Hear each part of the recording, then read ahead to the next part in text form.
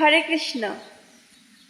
হরে শব্দটি সংস্কৃত হরা শব্দ থেকে এসেছে, যা দ্বারা শ্রীমতী রাধারানীকে সম্বোধন করা হয়। শ্রীমতী রাধারানী ভগবান শ্রীকৃষ্ণের পরম আনন্দময় শক্তি।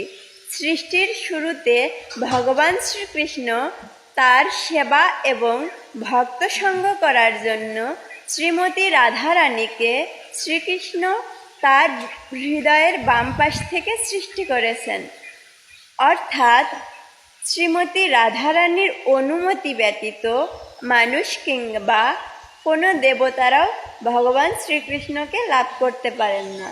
কৃষ্ণ অর্থাৎ সর্বকর্ষক সর্বপুরুষোত্তম ভগবান শ্রীকৃষ্ণকে বোঝায়। তিনি সর্বপ্রথম, তিনি সর্বাদিরূপ, তিনি সব কিছু সৃষ্টি করেছেন, তাকে কেউ সৃষ্টি করেননি। হরে কৃষ্ণ।